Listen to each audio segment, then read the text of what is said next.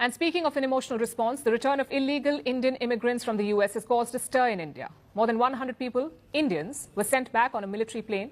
They tried to enter the US without visas. They were living there illegally, so their legal status is not in question. Even Indian authorities have no doubts about it.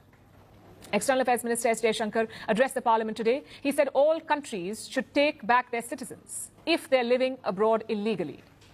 But the return of these Indians has triggered a political row. Reports say these migrants were handcuffed and chained. Indian opposition parties are up in arms. They say these migrants deserved better treatment. Our next report tells you more. This video is making waves, both on social media and within India's political circles. The US Border Patrol chief shared it online. It shows illegal Indian immigrants boarding a military plane bound for India. Their hands are cuffed. Their legs are chained. The video comes with an ominous warning. If you cross illegally, you will be removed.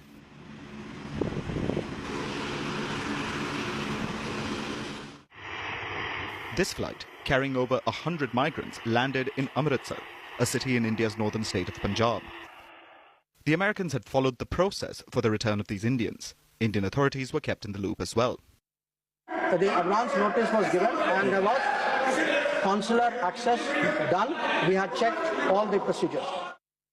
Despite that, a controversy has erupted. The move to cuff and chain these migrants has sparked anger within India's opposition parties. This is not a new practice, nor is it reserved exclusively for Indian nationals. India's External Affairs Minister S. Jaishankar conveyed the same thing to Parliament. Honourable members are aware. It is the obligation of all countries to take back their nationals if they are found to be living illegally abroad. The process of deportation is not a new one. I repeat, not a new one, and has been ongoing for several years. There has been no change, I repeat, no change from past procedure.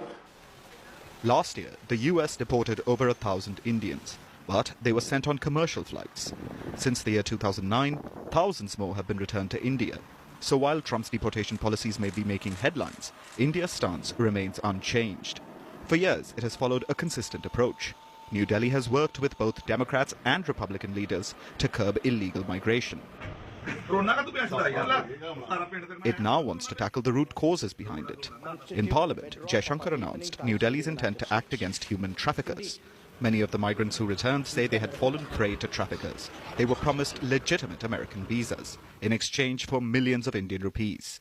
Some of the migrants had mortgaged their homes to pay these hefty fees and pursue their American dreams.